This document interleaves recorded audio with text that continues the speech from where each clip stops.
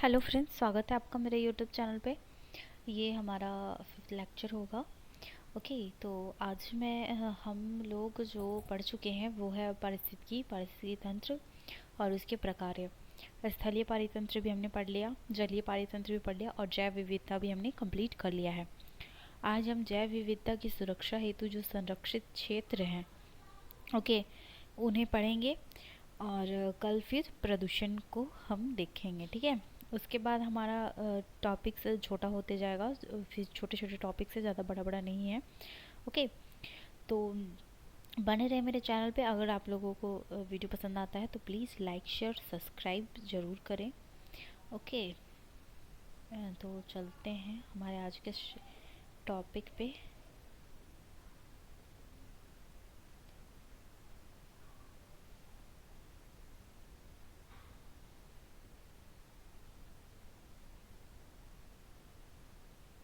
कल ही हमने पढ़ लिया है अच्छे से। ठीक है, आपने अगर कल का वीडियो नहीं देखा है तो जाइए, कल का वीडियो आप देख सकते हो। आज ये हमारा जैव विविधता की सुरक्षा हेतु जो संरक्षित क्षेत्र है उसके बारे में वीडियो है। ठीक है, तो ये हमारा जो सीरीज चल रहा है वो क्विक रिवीजन का सीरीज है, प्रीलिम्स के लिए। प्रीलिम्स 2021 जिनका एक मतलब की तैयारी हो चुका है तो वो इससे क्विक रिवीजन ले सकते हैं, या जिन लोगों को 2022 या फिर आगे देना है और उन्हें इन्वायरमेंट का एक अच्छा सा ओवरव्यू नहीं मिल रहा, तो आप अच्छे से एक क्विक रिवीजन के साथ साथ ओवरव्यू भी ले सकते हो।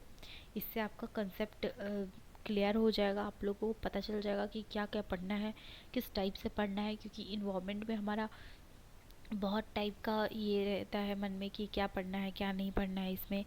तो इसलिए ये बुक मुझे बहुत अच्छा लगता है। आप लोग भी इसे अच्छे से पढ़ें और समझें ताकि आप लोगों को भी इसका प्रॉफिट आप ले सको, इसका प्रॉफिट। ठीक है, तो आज हम जैव विविधता की सुरक्षा हेतु जो संरक्षित क्षेत्र है उसके बारे में पढ़ेंगे। ठीक है, तो ऐसे क्षेत्र जहाँ मनुष्यों का अधिपत्य अथवा संसाधनों का दोहन सीमित रूप में हुआ हो, ठीक है, संरक्षित क्षेत्र कहते हैं।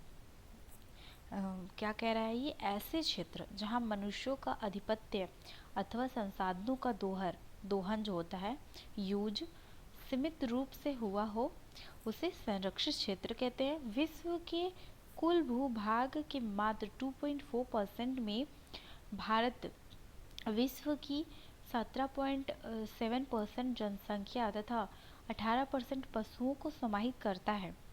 साथ ही वैश्विक जैव विविधता का 8% भी यहीं पे पाया जाता है।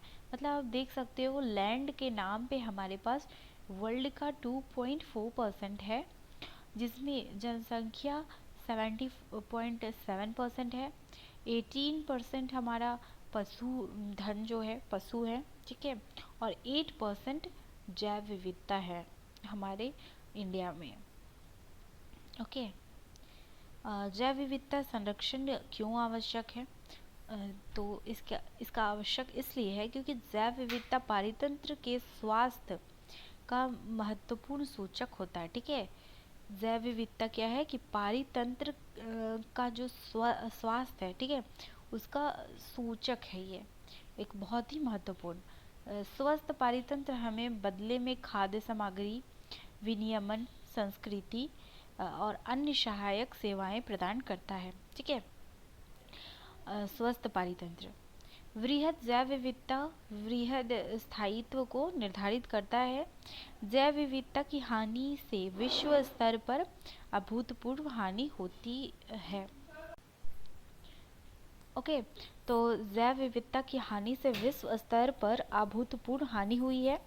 वर्ल्ड वाइड जो फंड है फॉर नेचर, वो क्या है कि लिविंग प्लैनेट्स रिपोर्ट 2020 के अनुसार, उसका जो 2020 का रिपोर्ट है उसके अनुसार क्या है कि वन्य जीवों की संख्या में 68% की कमी देखी गई है। किसका? WWF का जो रिपोर्ट है, लिविंग प्लैनेट रिपोर्ट 2020।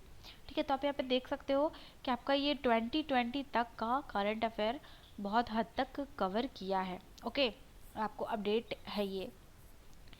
तो ये हो गया। तो इसके अनुसार वन्य जीव की संख्या जो है 68% कमी देखी गई है। तो इसे आप याद रखना कि 68% कमी आई है। ओके।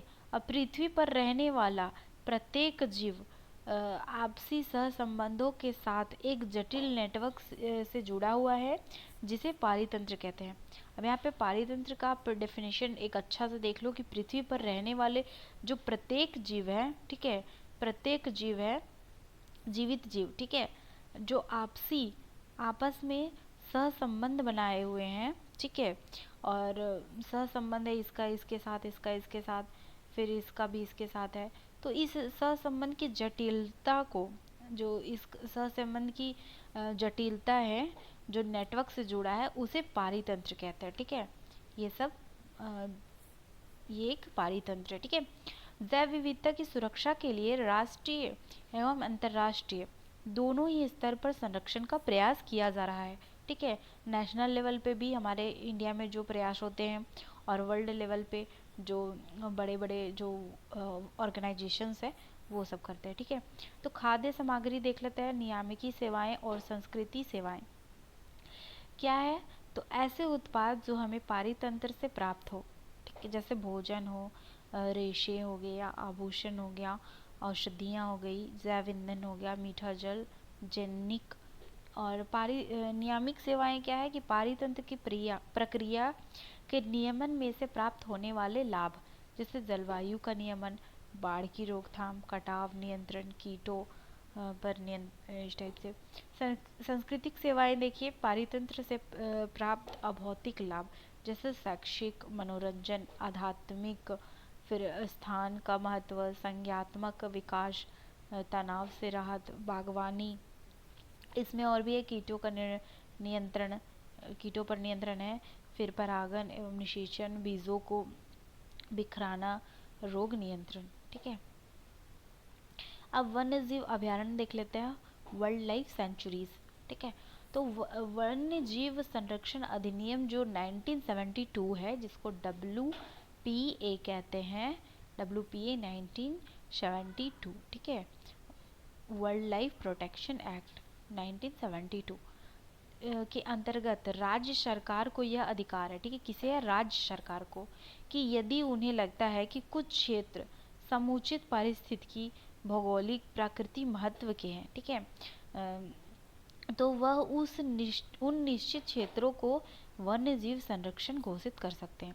तो वन्य जीव संरक्षण जो अधिनियम है, उसके अंतर्गत वन्य जीव अभयारण्य घोषित किया जाता है।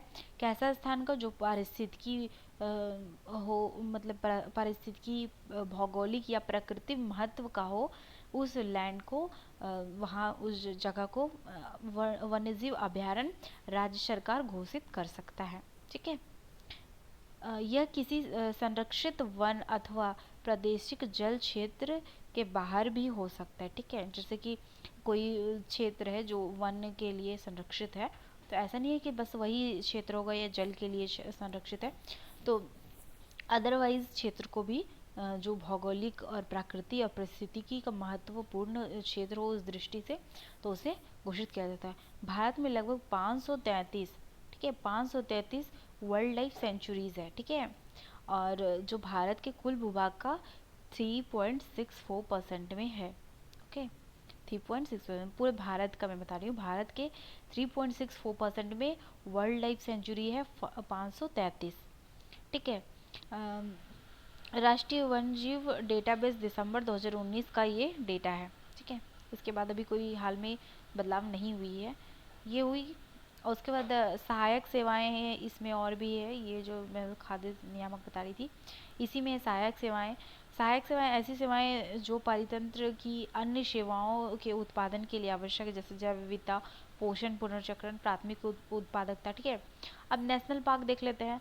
वाइल्ड लाइफ सेंचुरी आप लोगों को याद हो गया होगा कि वाइल्ड लाइफ प्रोटेक्शन एक्ट 1972 के अंतर्गत घोषित किया जाता है, और राज्य सरकार किसी क्षेत्र को घोषित करती है जो पारिस्थितिकी या फिर प्राकृतिक या भौगोलिक महत्व वाला क्षेत्र हो, राज्य सरकार घोषित करेगी। अभी 533 है, और ये 2019 का मतलब हाँ 2019 के डेटा के अनुसार 533 है।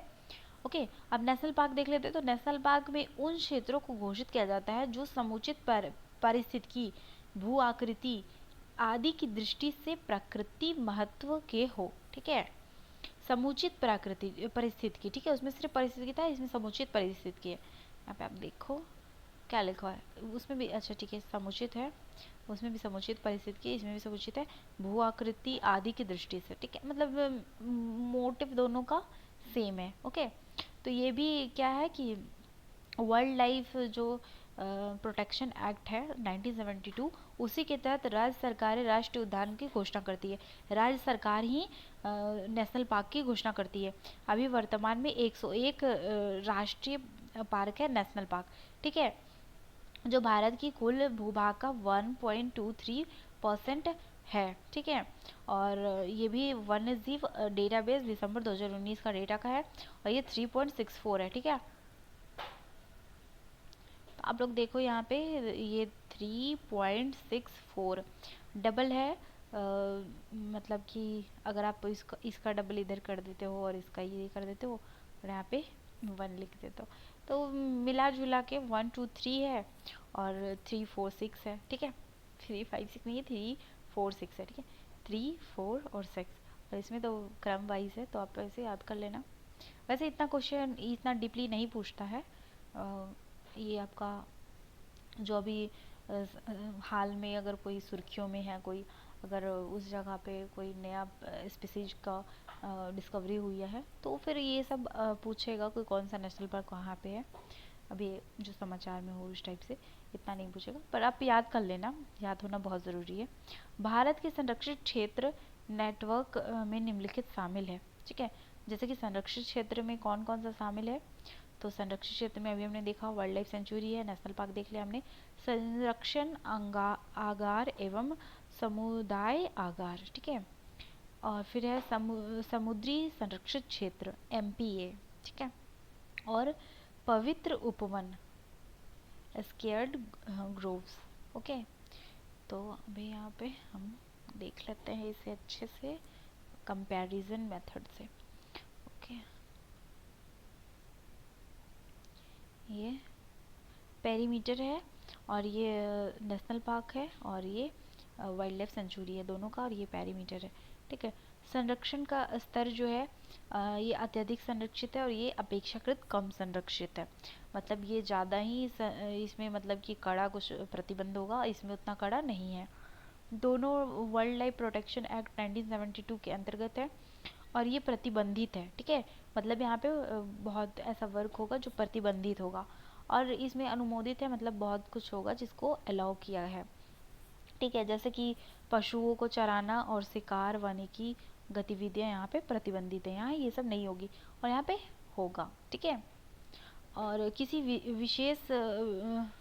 विशेष प्रजाति के लिए स्थापित ये नहीं है। ठीक है, किसी विशेष प्रजाति के लिए नहीं, विशिष्ट आवास का संरक्षण होता है यहाँ, और यहाँ पे है कि हाँ यहाँ पे विशिष्ट प्रजाति का संरक्षण होता है। ठीक है,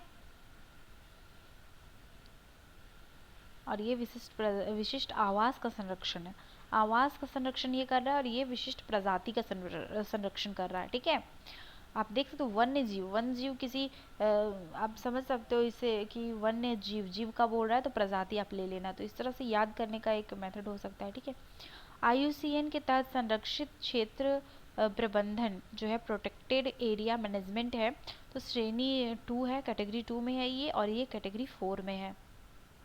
और संरक्षण के स्तर में अंतर, तो संरक्षण के स्तर में अंतर जो है वो वर्ल्ड लाइफ प्रोटेक्शन एक्ट 1972 में राष्ट्रीय उद्यान नेशनल पार्क एंड अभ्यारण्य के मध्य संरक्षण के स्तर में अंतर स्पष्ट नहीं किया गया है। ठीक है, तो इस एक्ट के अंतर्गत दोनों के संरक्षण में जो अंतर है उसको अच्छे से स्पष्ट नहीं किया गया है।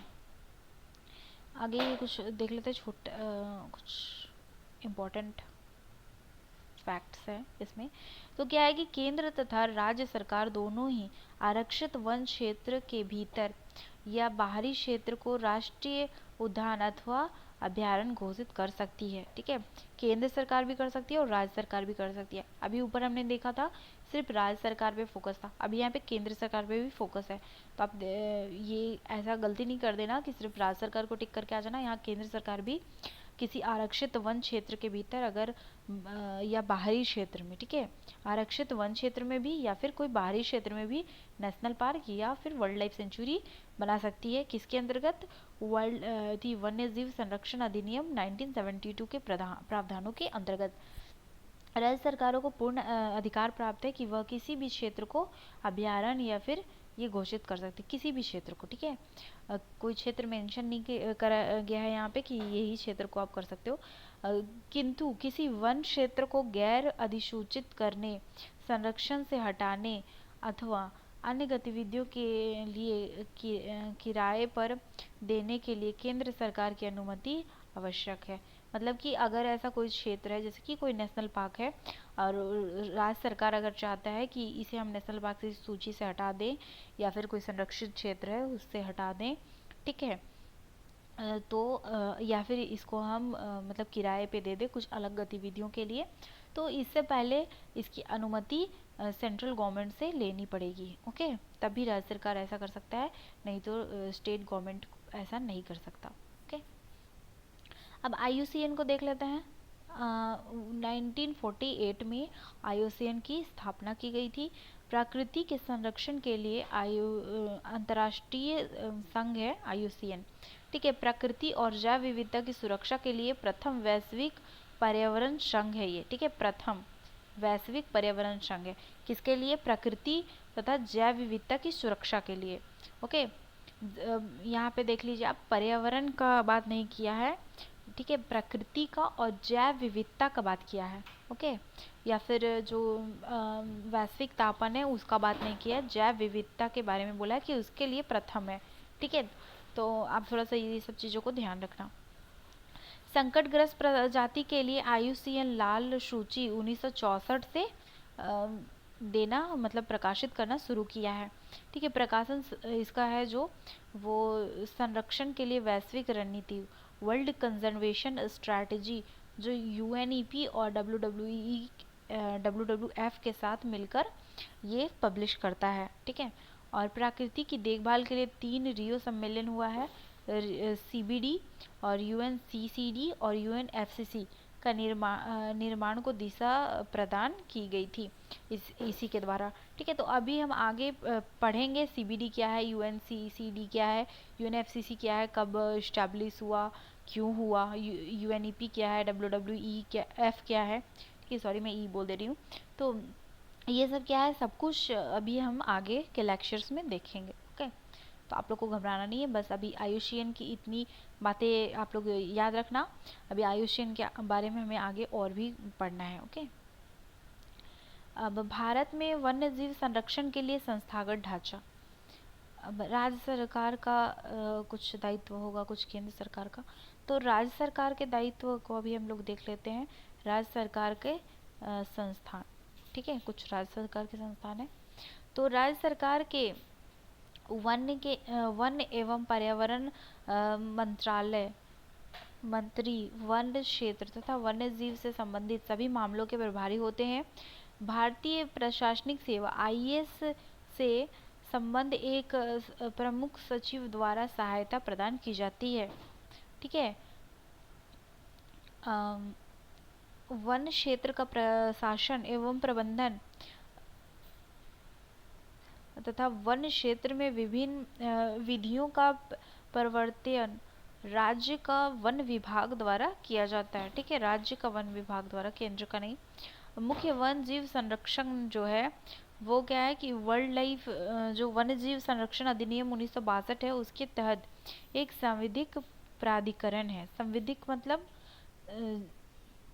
देखिए, एक होता है संवैधानिक, ठीक है, संवैधानिक वो निकाय होता है जो आपका संविधान में मेंशन हो, ठीक है, संवैधानिक। और एक होता है संविधिक, ठीक है, संविधिक वैसा निकाय होता है संविधिक जो कोई एक्ट के द्वारा उसे संविधान में मेंशन किया गया हो, ठीक है, एक्ट के द्वारा लाया गया हो, उसका एस्टैब्लिश किया गया हो, तो उसे संविधिक कहते हैं। तो ये जो वर्ल्ड वन्य जीव संरक्षण अधिनियम है उसके तहत ये एक संविधिक प्राधिकरण है। कौन सा? वन्य जीव संरक्षण, ठीक है। अब वह वन विभाग के वन्य जीव खंड का प्रमुख होता है। वह निम्नलिखित उद्देश्यों के लिए किसी भी अभयारण्य, राष्ट्रीय उद्यान में प्रवेश करने अथवा निवास करने की अनुमति दे सकता है। वन्य जीवों का अनुसंधान और अथवा उनका अध्ययन के लिए, फोटोग्राफी के लिए, वैज्ञानिक रिसर्च के लिए, पर्यटन के लिए, वैध व्यवसाय और आदान प्रदान के लिए, संरक्षित क्षेत्र में निवास के लिए। ठीक है, अब यहाँ पे देख लेते हैं हम लोग। संरक्षित क्षेत्र में प्रवेश की अनुमति किसी ऐसे व्यक्ति को ही प्राप्त होती है जो, कौन कौन व्यक्ति को प्राप्त होता है? सेवारत लोक सेवक हो। ठीक है, ऐसा व्यक्ति जिसे मुख्य वन्यजीव संरक्षण अथवा प्राधिकृत अधिकार द्वारा राष्ट्रीय उद्यान और अभयारण्य के भीतर निवास करने की अनुमति हो। ऐसा व्यक्ति जिसकी नेशनल पार्क या वाइल्ड लाइफ सेंचुरी के भीतर कोई अचल संपत्ति हो। ऐसा व्यक्ति जो नेशनल पार्क और वाइल्ड लाइफ सेंचुरी से सार्वजनिक राजमार्ग द्वारा गुजरा हो। ठीक है, यदि अनुमति पत्र देने वाले मुख्य वन्य जीव संरक्षक के पास संरक्षित क्षेत्र से संबंधित नियंत्रण और प्रबंधन की प्रकृति शक्ति हो तो वाइल्ड लाइफ सेंचुरी। ठीक है, देखिए अब यहाँ पे देख रहे थे राज्य स्तर पर राज्य वन्य जीव बोर्ड। तो राज्य सरकार जो है यह राज्य सरकार को संरक्षित क्षेत्र के चयन, प्रबंधन और वन्य जीवों की सुरक्षा से संबंधित मामलों में सलाह देता है। ठीक है, ये जो बोर्ड है सो अध्यक्षता जो है मुख्यमंत्री द्वारा की जाती है और उपाध्यक्ष राज्य के वन मंत्री होते हैं इसके राज्य वन्यजीव बोर्ड के। अब देख लेते हैं राष्ट्रीय वन्यजीव बोर्ड। ठीक है,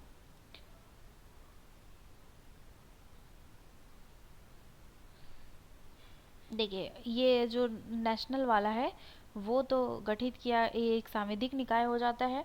1972 के एक्ट से ये गठित किया गया है। अध्यक्षता प्रधानमंत्री करते हैं। इसकी भूमिका सलाहकारी प्रवृत्ति की है। ठीक है, सलाह देता है, कोई बाध्यकारी नहीं है कि नहीं आपको मानना ही होगा, केंद्र सरकार को इसका सलाह मानना ही होगा। ये सलाहकारी प्रवृत्ति का है। वन्य जीवों से संबंधित सभी मुद्दों को पुनः निरीक्षण, अभयारण्य, राष्ट्रीय उद्यानों की में किसी परियोजना की मंजूरी देने के लिए शीर्ष निकाय है। ठीक है, NBWL की स्टैंडिंग कमेटी की अध्यक्षता वन एवं पर्यटन मंत्रालय जो मंत्री है उनके द्वारा किया जाता है। और अभयारण्य जो है राष्ट्रीय उद्यान की सीमाओं में परिवर्तन केवल राष्ट्रीय वन्यजीव बोर्ड अनुशंसा पर ही की जा सकती है। तो ये हो गया। फिर देखते हैं हम यहाँ पे हमारा है संरक्षण आगार। आगार मतलब रिजर्व हुआ। ठीक है, और समुदाय आगार। ठीक है, कंजर्वेशन रिजर्व और कम्युनिटी रिजर्व।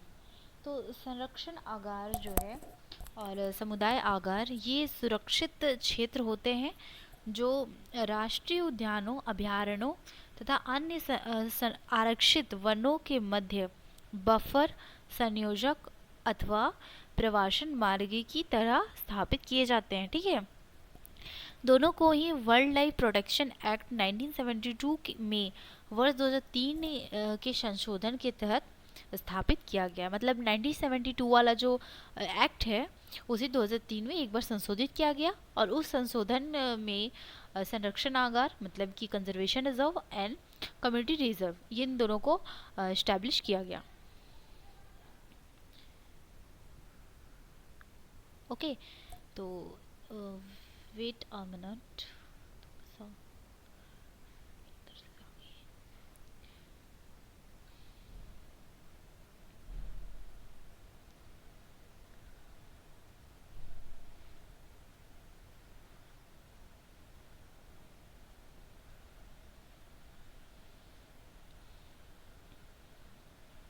तो ये हमारा हो गया।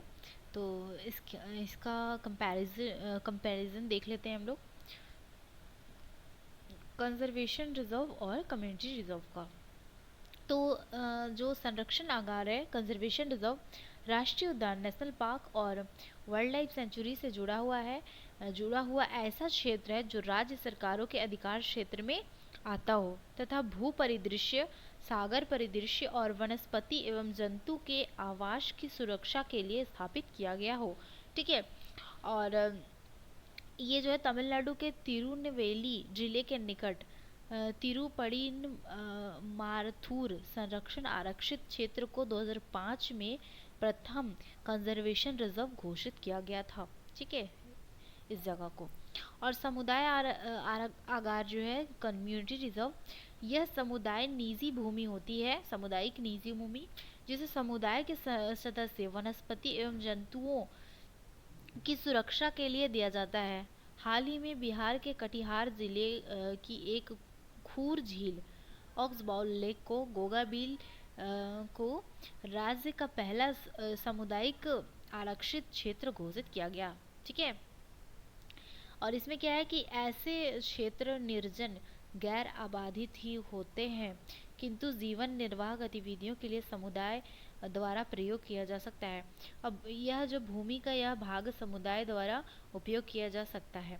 ठीक है, अब टिहरी संरक्षण आरक्षित क्षेत्र जो है टिल्लारी, ओके, दौड़ा मार्ग वन क्षेत्र का 29.53 स्क्वायर किलोमीटर भाग। ठीक है, यह महाराष्ट्र, गोवा तथा कर्नाटक राज्यों की सीमा के समीप स्थित है। यह गोवा की महादेई अभयारण्य और कर्नाटक के भीमगढ़ अभयारण्य को जोड़ता है। यह पश्चिमी घाट का 13वां आरक्षित क्षेत्र है। ओके, अब है समुद्री आरक्षित क्षेत्र, मराइन प्रोटेक्टेड एरियाज। ओके, तो IUCN के अनुसार जो MPA है, समुद्री क्षेत्र के जल भराव क्षेत्र के साथ वनस्पति एवं जीव जंतुओं के वे क्षेत्र हैं जो ऐतिहासिक और संस्कृति महत्व के होते हैं। ठीक है, ऐतिहासिक और संस्कृति महत्व के, उन्हें पर्यावरण को स्वस्थ बनाए रखने के लिए नियमबद्ध करके प्रभावी गढ़ से संरक्षित किया जाता है। इसका उद्देश्य प्राकृतिक समुदाय समुद्री पारितंत्र को उसकी मूल स्थिति में ही संरक्षित करना है। इसे वन्यजीव संरक्षण अधिनियम जो संशोधित हुआ था 2002 में, उसके तहत अधिसूचित किया गया है।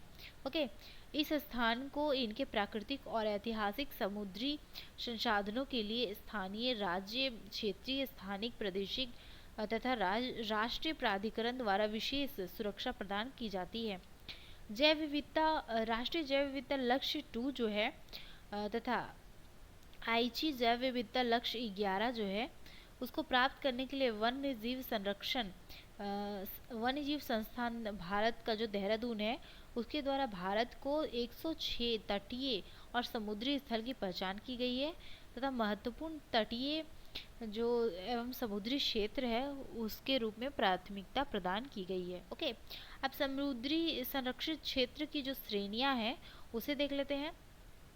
तो कैटेगरी 1 में वो क्षेत्र आता है जो ऐसा राष्ट्रीय उद्यान, नेशनल पार्क या वाइल्ड लाइफ सेंचुरी को शामिल करता है जिसका संपूर्ण क्षेत्र उपज्वारीय या अंतर्ज्वारीय क्षेत्र या मैंग्रोव, प्रवाल भित्ति, क्रीक्स, समुद्री घास, शैवाल घास, ज्वार नदमुख और लैगून के अंतर्गत आता है। ठीक है, और सेकंड नंबर कैटेगरी सेकंड में ऐसे द्वीप जिनका एक बड़ा भाग समुद्री पारितंत्र तथा कुछ भाग स्थलीय पारितंत्र को समाहित करता है।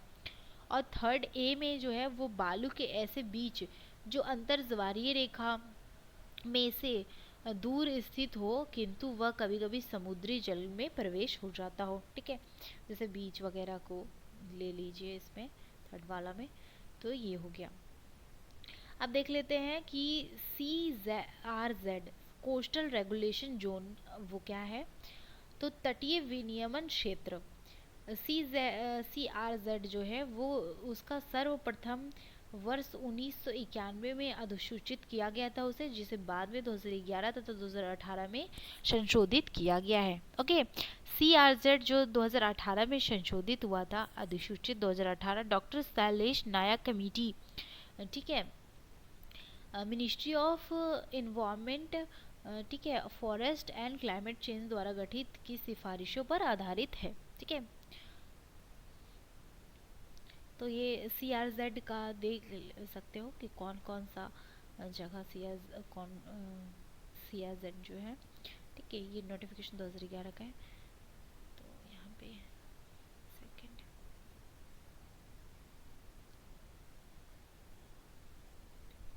इको सेंसिटिव और इंटरनेशनल इंटरसियल एरिया होता है वन वाला, ठीक है। तो यहाँ पे आपका है ये CRZ, ये वन है, ठीक है। और यहाँ पे ये टू है, यहाँ ये टू है और ये थ्री है और ये है 2 मीटर्स यहाँ पे है, ठीक है। NDZ of low tiled area है LTL, ओके। और ये हो गया मराइन एरिया, समुद्र, ठीक है। तो देख लेते हैं क्या क्या है। तो फर्स्ट जो CRZ1 है वहाँ पे इको सेंसिटिव और इनर्शियल इंटर टाइडल एरिया है ये, ठीक है। इको सेंसिटिव है ये एरिया CRZ1। और CRZ2 जो एरिया है which have been developed up to close to the shore, ठीक है। ये मतलब कि एरिया ऐसा एरिया है जो डेवलप है सोर के क्लोज, ओके। और area that are relatively undistributed and do not fall under CRZ1 और CRZ2, ओके। और ये एरिया जो CRZ4 का है वो है एरिया बिटवीन लो टाइडल, ये हमारा यहाँ पे CRZ4 का है ये एरिया, ये वाला, ठीक है। तो जो CRZ4 का है वो है लो टाइडल लाइन जो है यहाँ पे, ये लो टाइडल लाइन और 12 न्यूटिकल माइल्स जो है उसके बीच का है, ठीक है। और NDZ जो है नो डेवलप जोन है, मतलब यहाँ पे कोई डेवलप नहीं होगा, यहाँ पे कोई भी डेवलपमेंट नहीं होगा, ओके। NDZ में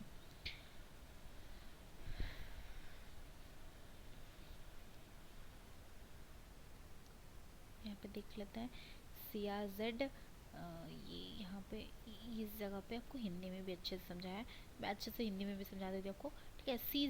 CRZ1 जो है यह निम्न ज्वार वाला LTL वाला क्षेत्र है और उच्च ज्वार रेखा HDL के मध्य का पारिस्थितिकी रूप से संवेदनशील क्षेत्र है, जहाँ मैंग्रोव, प्रवाल भित्ति, शॉल्ट मार्शल, कछुआ प्रजनन मैदान है और पक्षी मैदान, घास मैदान, बालू एंड नेशनल पार्क और वाइल्ड लाइफ सेंचुरी आदि है, ठीक है। ये जगह पे आप देख लो, यहाँ पे CRZ1 का लोकेशन मैंने आपको दिखा दिया। CRZ2 जो है यह क्षेत्र है तट के किनारे विकसित हुआ म्यूनिसिपल सीमा तक फैला होता है, ठीक है। म्यूनिसिपल सीमा मतलब क्या, जहाँ घर वर लोग रहते हो।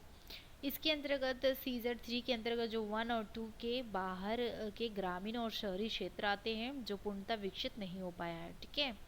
थर्ड में वो सब क्षेत्र। और फोर्थ ईयर जलीय क्षेत्रों की सीमा तक फैला होता है, इसमें मत्स्य पालन जैसी गतिविधियों की अनुमति होती है। और जो NDZ है उस क्षेत्र में नो डेवलपमेंट होगा, मतलब कोई किसी भी तरह का वहाँ पे डेवलपमेंट नहीं होगा। CRZ अधिसूचना 2018 की मुख्य विशेषता देख लेते हैं। तो CRZ क्षेत्र में वर्तमान मानकों के अनुसार फ्लोर स्पेस इंडेक्स जो है FSI और फ्लोर एरिया रेशियो FAR को अनुमति प्राप्त होगी। यह बढ़ती आवश्यकताओं के अनुसार इस क्षेत्र के पुनर्विकास को सुनिश्चित करेगा। CRZ थर्ड जो है ग्रामीण क्षेत्र, उसके अंतर्गत 2 विभिन्न श्रेणियों को शामिल किया गया है, ओके। CRZ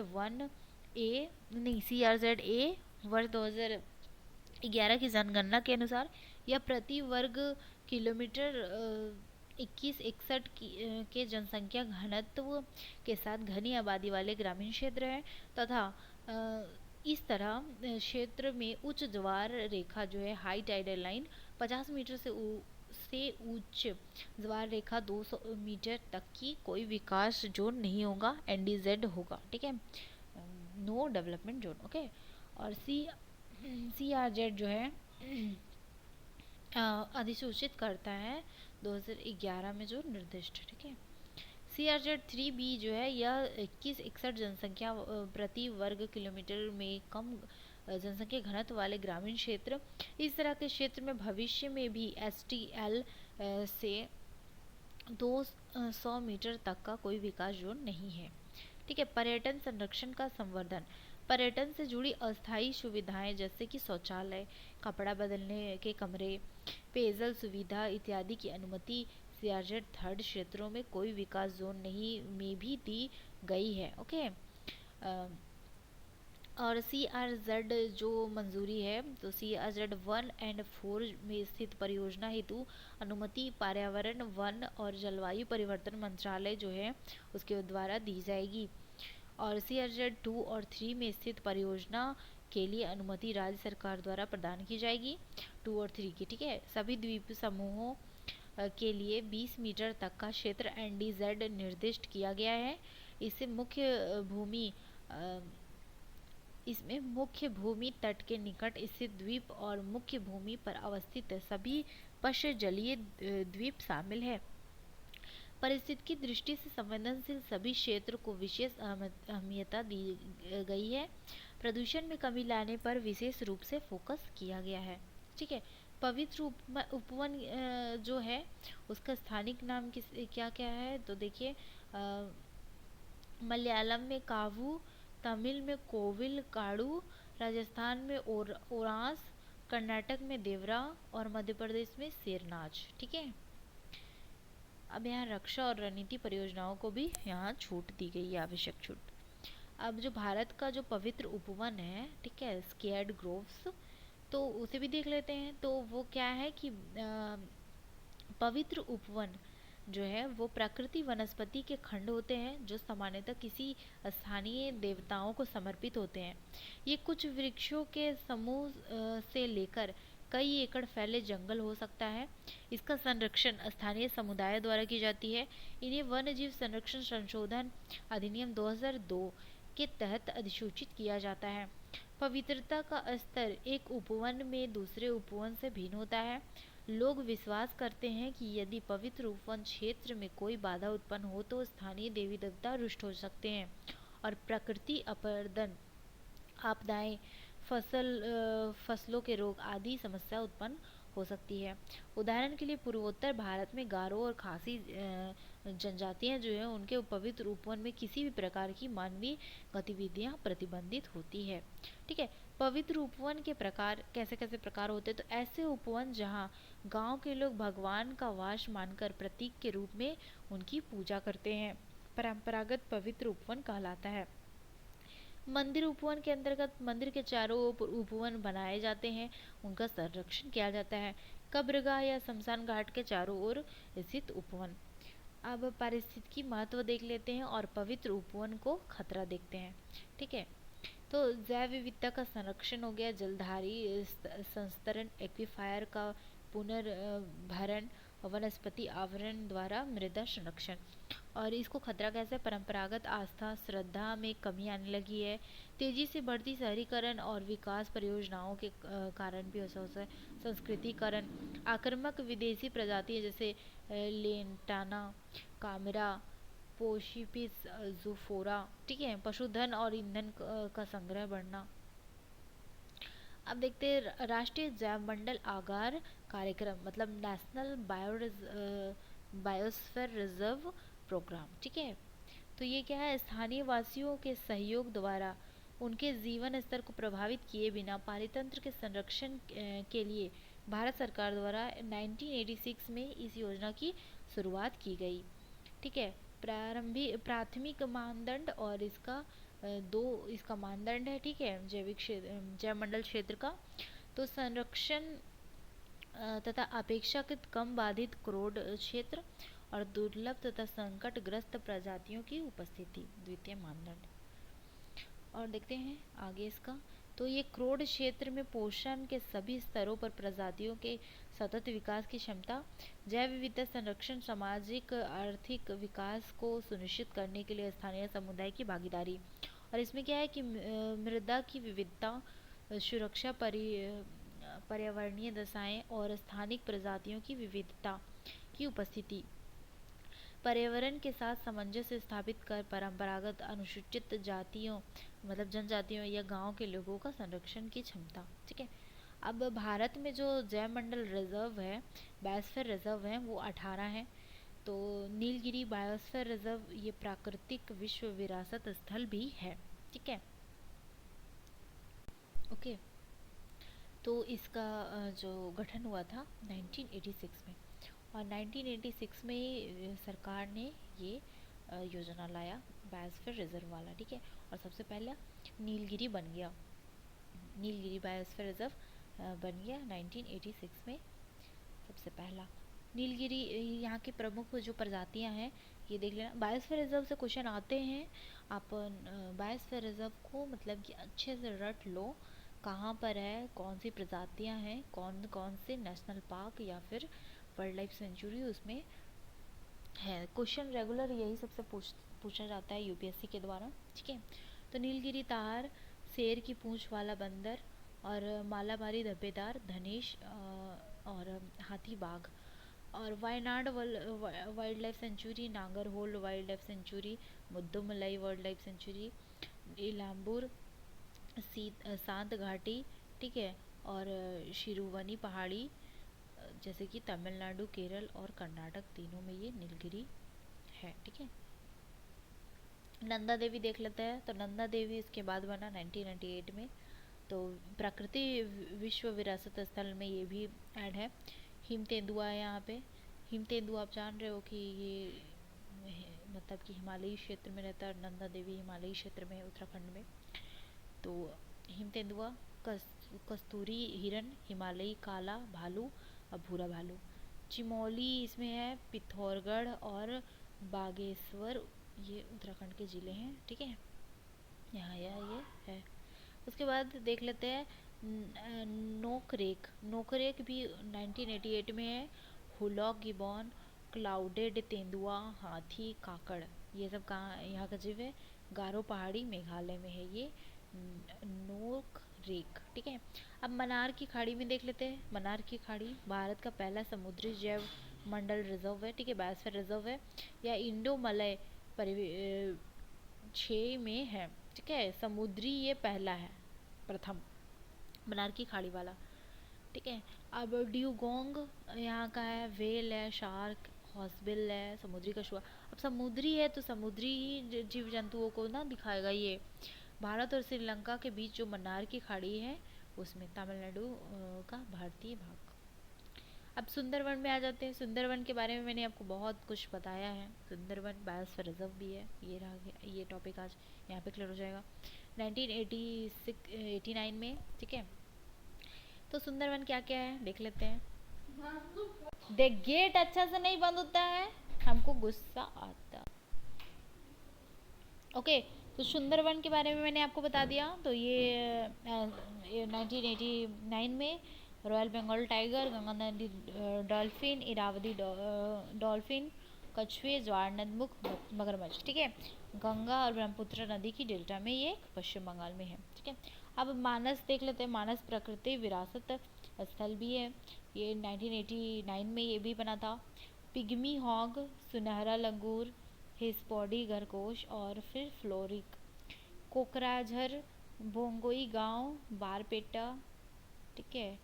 और फिर नालबाड़ी, कामरूप और दरांग जिला क्षेत्र असम का है, ठीक है। और ग्रेट निकोबार, ग्रेट निकोबार जो है ये भी 1989 में बना। निकोबार पेड़ पर रहने वाला क्या है ये निकोबार, अच्छा छुंदर, okay. Nicobar tree shrew, okay.